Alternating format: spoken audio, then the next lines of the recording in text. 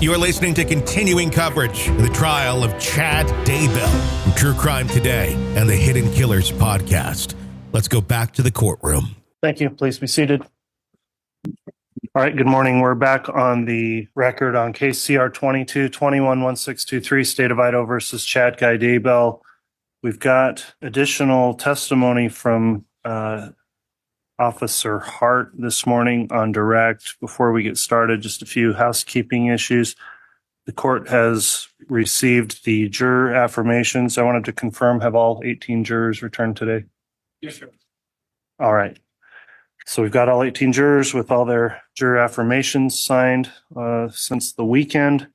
Also, I had a brief sidebar with counsel as we started regarding Defendant's Exhibit 6, which has been admitted. And upon further consideration, I think will require the removal of some commentary in there. I think the parties have all agreed. So as we get to that exhibit, I think it'll need to be either amended or substituted, and we'll work on that issue. But we'll try to keep that as clear as we can in the record once that exhibit's being referenced, and make sure that the exhibit that is submitted to the jurors or published throughout trial to the jurors conforms with previous rulings on that information in the exhibit. So with those issues in mind, is the state going to be ready to proceed with additional direct? Yes, Your Honor. Thank you. All right. Will the defense be ready to proceed this morning? Yes, sir. Okay. I'll note also the prosecutors are here as well as the defendant and the defense counsel. So let's go ahead and have our jurors brought in, please, Mr. Bailiff. All right, please. Here's our President count for Your Honor. All right. Thank you. Please be seated. Okay. We are on the record on case CR 22-21-1623. This is Monday morning after the weekend break. The court has confirmed that all jurors have returned and are properly seated and present. I'll also note the court received the juror affirmation from all 18 of the jurors. So thank you again for following the court's continuing admonishment and instruction during the breaks. We're ready to continue with direct examination this morning. I'll note the state is here present. Prosecutors Wood and Blake, Mr. Wixom and Miss Beatty, as well as Mr. Pryor here with the defendant, Mr. Daybell. Officer Hart was on direct examination as we broke for the weekend, and I believe the state has additional direct. Is that correct, Miss Blake? That is correct, Your Honor. Thank you. All right. If you'd go ahead and call your witness, then we'll have him return to the stand. The state will call Agent Hart. All right. Thank you. Agent Hart, you are still under oath for purposes of your testimony. That oath was given last week. In addition, I'll just inquire over the weekend, or since you were on the stand, have you reviewed any of this trial that's been is available online and has been live streamed? Have you reviewed any of the testimony of the trial? No, Your Honor. All right. With that, then, Ms. Blake, you can continue on your direct. Thank you, Your Honor. And I do have a modified slide, a courtesy copy for the court, and one for Your Honor as well. Or one for the court and one for Your Honor. Defense has already been provided one. And Your Honor, this is part of State's Exhibit 183. May I publish that exhibit? Yes, and just to be clear, the identifier information's been redacted on what's going to be published? Correct, Your Honor. Yes, you may publish. Agent Hart, we were here last Friday, and we had been talking about some texts exchanged regarding Charles' death. Do you recall that? I do. And do you recall talking about the beneficiary in relation to Charles' death? Yes, there had been a series of text messages between Lori Vallow and Chad Daybell that indicated Lori Vallow had found out that her husband, Charles Vallow, had changed the beneficiary of his life insurance policy. And the images on this slide, is that what we're seeing here? Well, previously there were text messages, and then approximately 2 weeks, 10 days later, Lori Vallow sent 2 MMS messages to Chad Daybell on July 28th of 2019.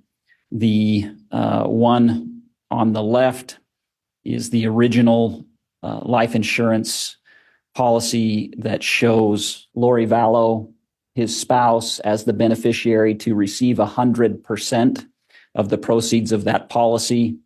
And this one over here shows the change in beneficiary to Ella K. Woodcock and the date that that was done. And do you know who Ella K. Woodcock is in relation to Charles Vallow? It's his sister. And do you know who she is in relation to J.J. Vallow? She would be JJ's grandmother. And again, these messages were sent to Chad Daybell. By Lori Vallow, correct. And if we go to the next slide, I'm going to pause here and allow the jurors to read. And Agent Hart, when we look at these messages, we'd talked before, there were additional messages in the iCloud account. Is that correct? There are thousands of text messages in the iClouds, yes. And with these particular messages, were there some preceding messages in relation to these? Chronologically, yes, there were. And when we're looking at these messages, do you know who the Mel is that's being referred to? Yes, that's Melanie Boudreau, Lori Vallow's niece. And what was it about these particular messages that caught your attention? What caught my attention was the conflict that existed between Lori Vallow and Chad Daybell as it relates to their relationship. At this point, Charles Vallow has been dead for almost a month, and Lori Vallow wants her and Melanie Boudreau to travel to Rexburg, Idaho to spend time with Chad Daybell. Chad Daybell is, of course, still married to Tammy Daybell, and so that... It's sustained. So you were indicating that Melanie Boudreau and Lori were wanting to go to Rexburg to visit Chad.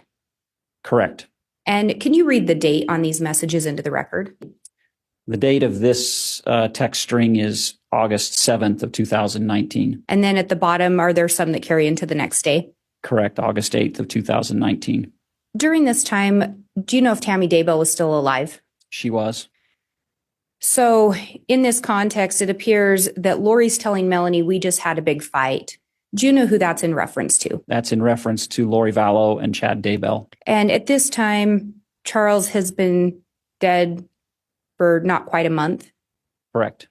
What else about these stood out to you? There's a conflict between Lori Vallow and Chad Daybell regarding... I think there's inadequate foundation at that point. Mr. Pryor, moving forward on your objections, please use the microphone.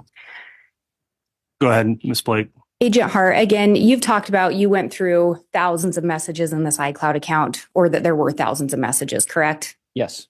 Were there some messages preceding this indicating what Chad's plans were during this time? Yes. And what did those messages indicate? Chad Daybell had a... All right, again, into the microphone, please, Mr. Pryor, or maybe your mic's not on today, but... Okay, could we get that checked, please, to make sure the microphone is functioning at defense table? So if I remember, this is 6. This is 30. Okay, apologies. Ms. Blake, would you ask another question? I'll defer ruling on that objection. Go ahead. Agent Hart, did you review messages that indicated what Chad's plans were during this time frame? Yes, it's a scheduling conflict. Lori Vallow wanted to visit Chad Daybell. Judge, I'm going to object. It's unresponsive. Your Honor, may I respond? Well, I'll sustain the objection because the answer was what Chad's plan. The question was what were Chad's plans, and the answer was what Lori Vallow wanted. I think that's outside the scope of the question and the foundation that's been laid, so it's non-responsive. You determined that Chad Daybell had different plans during this time? Judge, objection. That's leading. Your Honor, he's already answered that. Overruled. Yes, he had a family vacation planned. So in reference to the big fight, based on your investigation, were you able to determine what this text thread was about? Yes. And what did you determine the fight to be about? Lori Vallow's trip, which conflicted with Chad Daybell's family vacation. And when we look at those last 3 messages, did anything about those catch your attention? From the content of the iCloud, this was the first big fight they had had. And it appeared that they were at odds with one another. And Chad Daybell's comments was that his heart was crushed and he would never stop loving her. And if we go to the next slide, again, I'm going to pause to allow the jurors to read. And Agent Hart, can you indicate the date of these text messages? Yes, it's towards the end of the day on August 8th of 2019. Is this a continuation from the conversation we saw on the previous slide? Correct. In looking at this, was there something that stood out to you? Yes. And what was that? If you look at the date and the time, you can see that Lori Vallow has ceased to communicate with Chad Daybell for approximately a day. And this lengthy text, line 1300, is a very clear example of how Chad Daybell used his supposed visionary powers to manipulate Lori Vallow. Judge, I'm going to object. Calls for speculation. Overruled. And in this, sorry, let me back up. In that first message as well from Chad to Lori, can you read the second sentence of that? Saddest day of my life. And again, you indicated Lori had quit communicating with him after the previous message that we saw. That's correct. So there had been no communication from Lori Vallow to Chad Daybell on August 8th of 2019. And after Chad sends that lengthy text, it appears Lori resumes communication. Is that correct? Yes. And can you read into the record what she said? I love you. And then Chad responds just, thank you, my love. I will get things restored. so in that lengthy one, he indicated that he may not be able to protect her anymore. Correct. Grandpa Keith is Lori's deceased grandfather. So Chad Daybell is indicating to Lori Vallow that he is unable to protect her and that the angels are angry that she is ignoring him. And so he is trying to get her to respond due to those indication of what's happening spiritually. And then once she does respond, Chad will get things restored. That's what he indicates, yes. Then if we move to the next slide, I'm going to pause to allow the jurors to read. And will you indicate the date this message was sent?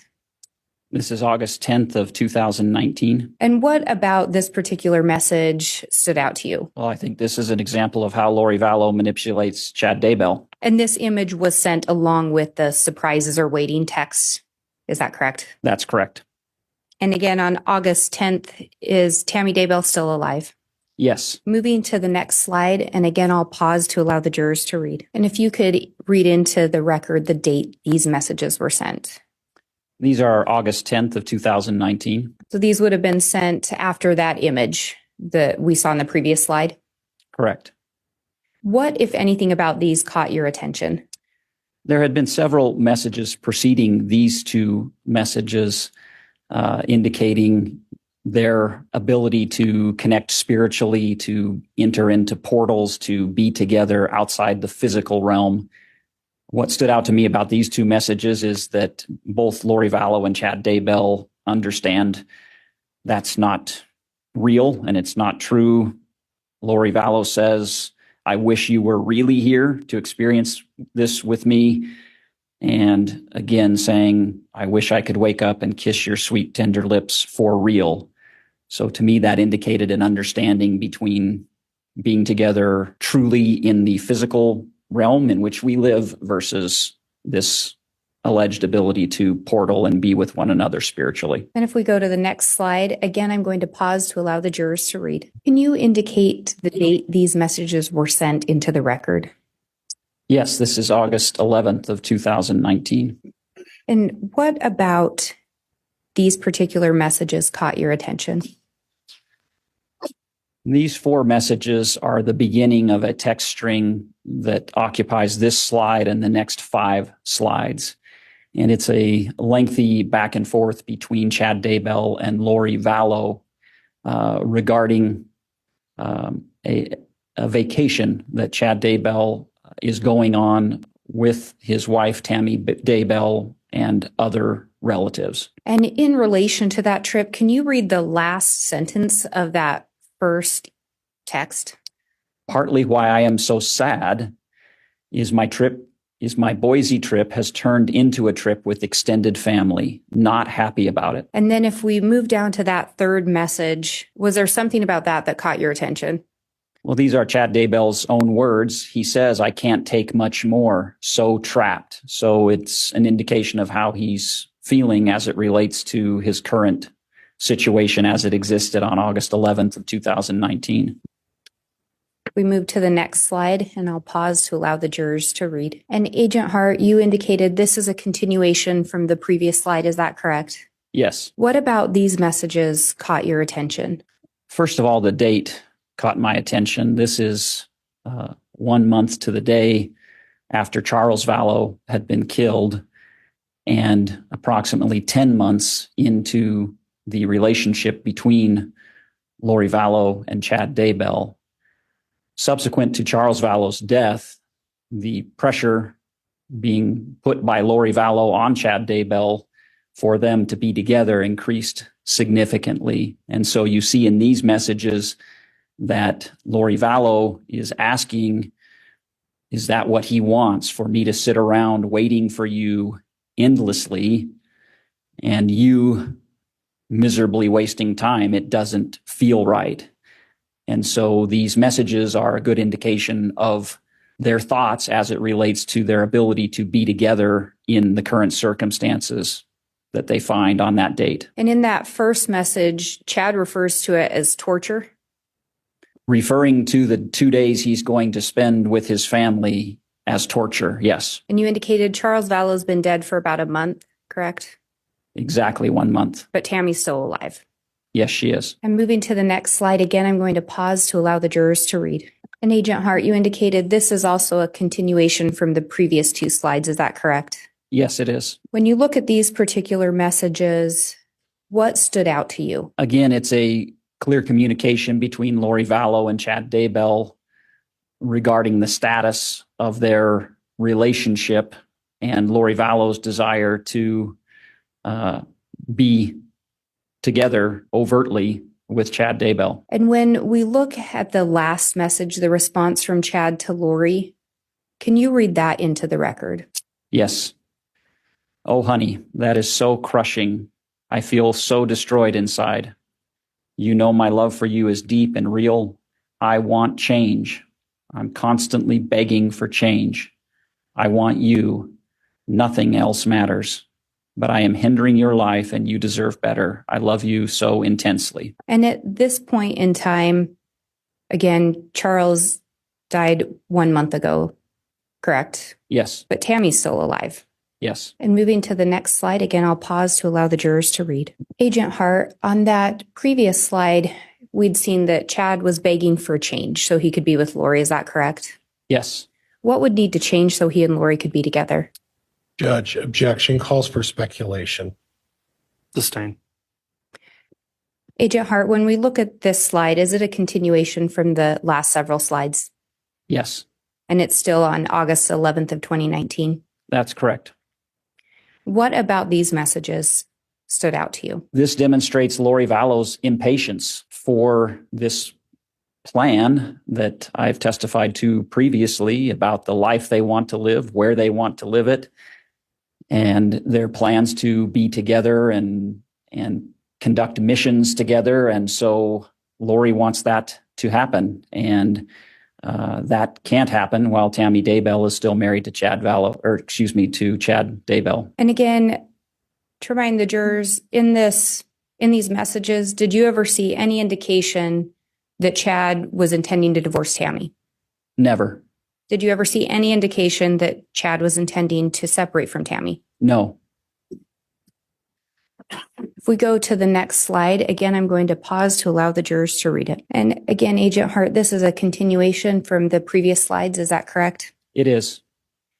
What about these particular messages stood out to you? Previously, on August 8th of 2019, when this conflict about Chad Daybell's family vacation came up, we saw the text message about Grandpa Keith and that the angels were angry that Lori Vallow was ignoring Chad Daybell. The middle line of this text is a reference to that exchange that occurred 3 days previously, where Lori Vallow is now asking Chad Daybell, are you going to threaten me that I'm unprotected for putting Chad Daybell aside? And his response is absolutely not. I'm so upset at the circumstances. I'm demanding they protect you more than ever. So this was a tie back to the August 8th conversation with Chad Daybell. And again, an indication that Chad Daybell can provide some form of protection. Correct. And moving to the next slide, I'm going to pause to allow the jurors to read. And Agent Hart, is this also a continuation from the previous slides? Correct. This is the final slide for this text string. And with this one, if we break it down a little bit, looking specifically at that second text from Chad to Lori, are there certain things in that text that stood out to you? Absolutely. What were those? The first is, it's mainly the second sentence. We are surrounded by telestial relatives that are simply obstacles. Do you know what the reference telestial relatives would be in relation to? Or actually, let me back up. Through your investigation, did you learn or determine what telestial relatives would be referencing? Yes. What did you learn that to be? The word telestial derives from the LDS faith. It is the lowest level or degree of glory or heaven. And then there are levels above that. So it's a reference to the lowest level of heaven as it's perceived. And the specific word next to that is relatives. Yes. And these telestial relatives are being described as simply obstacles. Correct. And then what did Chad say regarding that? What's that next sentence, if you could read it into the record? I'm so sick of it! Exclamation point. And there's a response from Lori, but then looking down to the last message from Chad back to Lori, anything about that one that stood out to you? There's a couple of things that stood out in that last sentence, yes. And could we go through those one by one? Yes. What is the first one? Chad Daybell states very clearly what his greatest desire is. I want to be with you. That is my greatest hope and dream. And again, during this time, Tammy Daybell's still alive? She is. What else about this message stood out to you? The last sentence is telling in my mind. I would happily join you tomorrow if it felt like heaven would not strike us down. Your Honor, I have no additional questions at this time.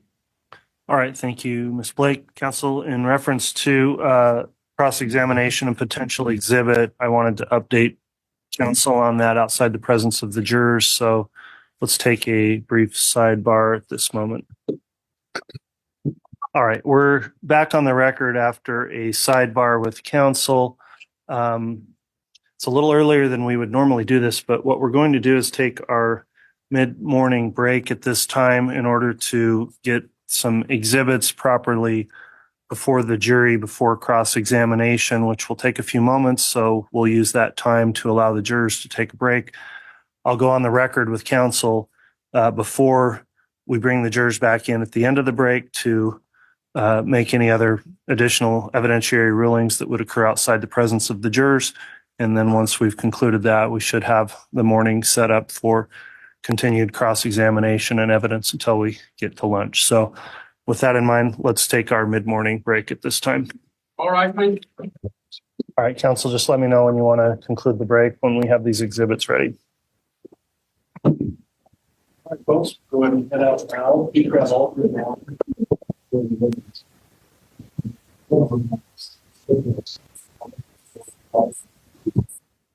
Thank you. Please be seated. All right, we're back on the record. Without the jurors present at this time, take up the matter of some exhibits. The issue being that one of the exhibits needed a redaction and other exhibits had some editorial type commentary on them that the court ruled would not be permitted as part of the exhibits. So those were also altered. And so let's just start with the state's exhibit 183. That was on Friday, and it was noted when we stopped for the day that there was some personal identifier information that needed to be redacted. That was redacted, and the information was not published to the jury. But in terms of marking or tracking the redacted exhibit, what does the state suggest in terms of a new replacement exhibit or just noting on the record a redaction on the admitted exhibit? Thank you, Your Honor. The state would request that we just note that the redaction was made. The state actually never ended up submitting the original 183 because that was caught prior to us finishing with that PowerPoint presentation. So I talked to Madam Clerk and let her know that we were going to go ahead and get it modified. So the exhibit that's actually been entered into the record is the 183 with the redaction. So I think if we could just make a clear record that it's been admitted with the redaction versus the 183 that was previously admitted that wouldn't have had the redaction, if that makes sense, that may be the easiest way to do it. And the jump drive submitted to the court does have that correction. Okay. From the defense, any objection to handling the exhibit that way? No, Judge, and the state provided me all of the redactions, so that's acceptable. Okay, so I'll put that on the record then. Exhibit 183 now admitted, and what was published and what will be provided to the jurors has the redacted personal identifier information from those screenshots on insurance applications or forms. So that will resolve 183. On Exhibit 6, that was previously admitted, and the commentary, which was not part of the content of the exhibit other than labeling of certain parts of the exhibit, has been removed from those exhibits. I guess I'm looking for how the parties wish to handle that Exhibit 6, and it's also going to be Exhibit 7 also, defense Exhibit 6 and 7. Do we want to strike from the record those already admitted exhibits and admit substitute exhibits? Mr. Pryor, what's your suggestion on that? Judge, I've prepared substitute exhibits, so I would move to strike those three and Judge, it's 6, 7, and 32, which are all by stipulation. I've prepared substitute exhibits. I've had given the state the opportunity to review those in their entirety. So I have 6, 7, and 32. So I would move to strike 6 and 7. I'll substitute 6 and 7 in with the additional one, and then move for 32 as well. I think 32, we're looking at our records. I don't know that one was yet admitted. I don't think so, Judge, but I may have referenced it, but I don't think I admitted it at this point. Okay. Well, if 32 is not yet admitted, then we don't have an issue there. What will be admitted will have the proper labeling. On 6 and 7, I guess my suggestion is going to be we would strike them and maybe relabel the new submitted ones, since exhibits were already admitted, and call them 6A and 6B. Is there any objection to us giving them a new designated name, or do you think it's more clear to just note the changes on the exhibits after admission? Your Honor, from the state's perspective, I believe that both 6 and 7 have multiple subparts that are labeled within the discs as 6A, 6B, and subsequent, and I think 7's the same. So because of that, I'm not sure if labeling them 6A and 7A I think it may create some confusion for the record. So I don't know if we could simply strike the other ones and just resubmit them as 6 and 7, but okay, we'll leave it to the court's discretion. Yeah, I wasn't aware of that. So that makes more sense to me also then. So just to be clear on the record, 6 and 7 were previously admitted. They were not yet published to the jurors. They were altered in that the descriptive language within those exhibits has been removed. So the contents are the same. The descriptions are not there any longer. So 6 and 7, as originally submitted, are removed from the record, and these 6 and 7 exhibits will come in now with the proper identifiers and just simply replace what was admitted. So we'll watch for that as things move along, counsel. I think there's a few other exhibits that are going to require the same treatment that have maybe not yet been admitted, and my staff attorney will assist in identifying those along the way if counsel hasn't. So I think with that, then we're ready to proceed with those evidentiary issues resolved. Anything further before we move on to cross from the state? Not from the state, Your Honor. Thank you. Judge, just that if I could have the original 6 and 7 that were struck and have them returned to me, I would appreciate it, Judge. Okay. If we do have those, we'll get those out of our court records back to defense counsel, and then we will make a diligent effort before deliberations that whatever of these digital files go in for deliberations are only the correct exhibits that were admitted during trial. So with that, we're ready to bring the jurors back in. Let's have them return, and we'll commence with the defense cross of the witness. All right, thank you. Extras. Strike out the things on. Stand up. Who's our president counter for Your Honor? All right, thank you, Mr. Bailiff. Please be seated. All right, we've returned from our mid-morning break. We've sorted out the evidentiary issues we had on the record outside the jury's presence. Jury's returned at this time. Agent Hart remains on the stand, still under oath for testimony. The state concluded direct, so at this time, Mr. Pryor, if you'd like to conduct cross-examination, you can do so. And permission to approach the podium, Judge. Yes. Thank you. Good morning, Agent Hart. Morning.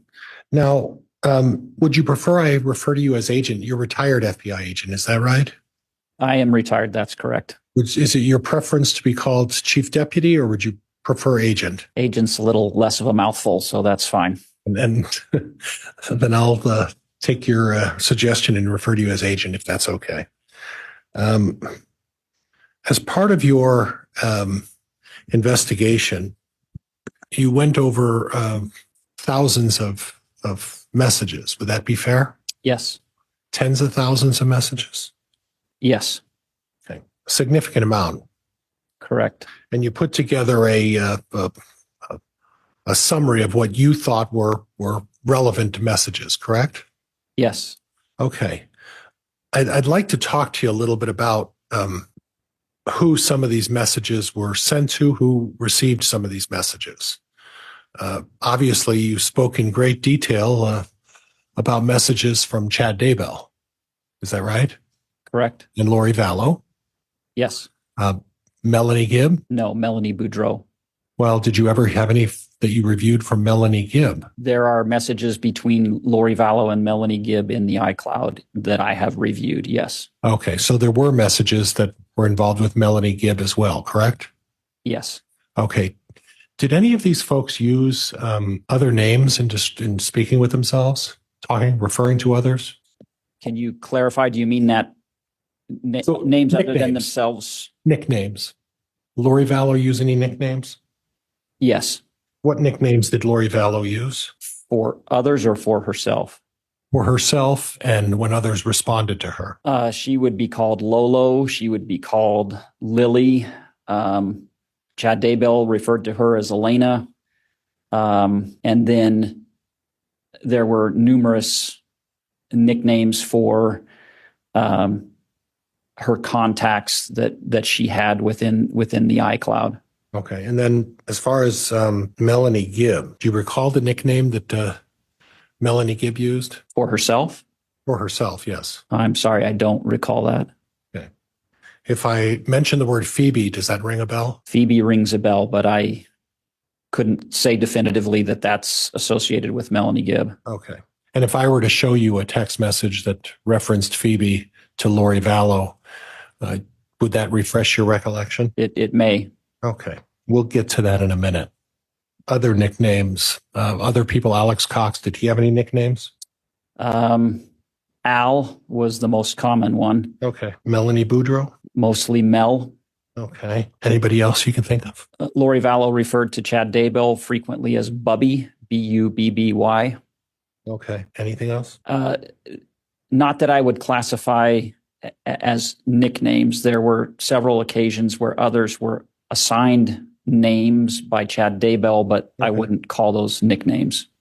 Okay. Okay. Now, if I could have Elmo put up, Madam Clerk. What are we going to put on the Elmo? Judge, I'm going to ask the officer to go back to Referencing 183. 183, Judge. All right. 183 has been admitted. So, and Mr. Pryor's mentioned before, there's a light and zoom feature on that Elmo for clarity. And there's a light there as well somewhere. There's a light switch that gets rid of the shadow. There you go. Thank you. Wouldn't make it without any help, Judge. I promise you. So I want to start towards the end of what we talked about. And you talked about your analysis of this particular discussion or chain of text messages. And this is from the Lolly time at iCloud, Lori Vallow, right? Correct. And the last line, I want you to read 824 again for me. Of course. I want to be with you. That is my greatest hope and dream. I would happily join you tomorrow if it felt like heaven would not strike us down. And you interpreted this in what way? I don't believe I interpreted it at all during my testimony. I read it into the record on direct. Okay. Well, I'm a bit curious. I want to be with you. That's Chad responding that he wants to be with Lori Vallow, right? Correct. It's my greatest hope and dream. He wants to have a relationship with her, right? Yes. I mean, they've been in a 10-month relationship at this point, but I think he wants that relationship to be overtly known to everyone. Okay. And you said a 10-month relationship. So 8/11 of 2019. I go back 10 months, and that puts me right to October 31st, give or take a few days. So is it your testimony? You said 10 months. Is it your testimony that that relationship started immediately on October 31st, the first time they met? Essentially, yes. Okay. So they were in a physical relationship from the first time they met? No, I testified that their physical relationship began the second time they met in person, which would have been November 15th through the 17th of 2018. And your interpretation of what that physical relationship in 2 weeks later was what? What type of physical relationship they have 2 weeks later? Chad Daybell wrote about it in great detail. They were kissing, fondling each other, in bed with each other, taking each other's clothes off. Okay. And that, are you referring to the Jack and the Elena story? Is that what you're referring to? James and Elena. James and Elena. I'm sorry. Yes. I said Jack. James and Elena. Excuse me. You're talking about the James and Elena story, right? Correct. And you know what Chad Daybell does for a living, right? I do. He's an author. Yes. He writes books about experiences that people have, whether religious or otherwise, right? Yes. And with every author, there's a little bit of exaggeration or artistic creativity whenever you're writing books. Would you agree with me? If it's nonfiction, I would agree with you. Okay. And you also know that this James and Elena was really a book in the making by Chad Daybell about his relationship with Lori Vallow, right? I wasn't aware that it's a book in the making. No. Okay. So this was just him taking doing a literary exercise, just writing about his relationship with Lori Vallow, not for the purpose of doing anything with it, just writing about this and making notes using different names, right? I believe it's a truthful and accurate story. Okay. A truthful and accurate story that you're putting down in writing about a relationship you're having with a woman, right? Yes. With some artistic creativity applied to it, correct? I'll agree. Okay. Now, did you, as part of your investigation, go back and look at some of Chad Daybell's writings? We had someone in the investigative group do that. I've had some limited exposure to Chad Daybell's other writings, but I was not the individual who did an extensive analysis of those. Okay. Are you aware that Chad Daybell made a habit of at least vaguely touching on some of his personal experiences when he wrote books? It's my understanding that a couple of his books were about his prior experiences in his life. And one of his books was about his daughter, Emma. In fact, the very book mentions the name Emma in the book, doesn't it not? I couldn't tell you the title of the book, but I believe that's correct. So it wouldn't have been particularly unusual for him, given his past about writing about his past experiences, to put together a book or a novel about a relationship he was having with Lori Vallow, correct? Correct. I think the James and Elena story is about his relationship with Lori Vallow. And it wouldn't be unusual, like in his other books, to maybe provide some artistic creativity as far as the facts are concerned, right? It would depend on which facts you're talking about. Okay. So what you're saying to me is that if the facts are helpful to the prosecuting attorney, he's not making it up. Objection, Your Honor. Argumentative. Move to strike. Sustain. You don't know which facts are creative in this story that he was writing Lori Vallow, do you? I know that we were able to vet and verify an extensive number of facts from that story. Okay. I couldn't tell you whether the explicit sexual detail is accurate or not, but the other elements are accurate. Okay. So when we go back to this lolly time that's up on the board here and showing us, the last line is, I would happily join you tomorrow if it felt like heaven would not strike us down. You see that line? I do. Okay. And you said you didn't offer any explanation as to what that meant. On direct, I did not. Okay. And that was on August 11th of 2019. That's correct. And it talks about heaven would strike us down in regards to the relationship. Say again. Well, it's in regards to the relationship, because I will happily join you tomorrow if it felt like heaven would not strike us down. That's what that says, isn't it? It does. Okay, so that has nothing to do with murder, does it? I don't know that I could say entirely that it doesn't. Okay. Does it have anything to do with the fact that maybe Mr. Daybell felt he couldn't divorce his wife, Tammy? I don't know whether that's what that's in reference to or not. Could it have anything to do with the possibility that Chad Daybell, as this so-called visionary who gets these premonitions, wouldn't leave his wife, Tammy, until his premonition came true that she would pass away? Objection, Your Honor, misstates the evidence or the prior testimony. Overruled. You can answer that, officer. Again, I don't know what was in Chad Daybell's mind as it relates to why heaven would strike him down if he joined Lori Vallow at that point. Okay. Tens of thousands of text messages, right? Yes. Okay. I didn't see in any of these, and if you have them in the other 10,000 that you went through, show me the one that says, hey, this is Chad, let's kill the kids. Objection, Your Honor. Argumentative, and tries to put evidence not in fact. Overruled. Facts not in evidence. Well, it's question on cross. It's overruled. Show me the text. It says, let's kill the kids. Well, that is argumentative, Mr. Pryor. If you want to ask if there's a text, that would be different. Is there a text that says, let's kill the kids? There are several texts that talk in detail about the deaths of those two children. Yes. Oh, well, in detail about the deaths and what happened during their deaths, right? Not let's kill the kids, are there? Wait a minute. What do you mean what happened during their... What I'm saying is that there's references to Tylee and JJ throughout text messages, correct? Yes. Okay. But there is not a text message that says, let's kill the kids, is there? There are text message in those specific words, no, but certainly alluding to and planning for the deaths of Tylee and JJ, yes. Okay. And what in reference to how they're planning to kill the kids, why don't you talk to me a little bit about that? What exactly did you come across that says, let's plan on killing the kids? Objection, Your Honor, misstates the testimony and it's argumentative.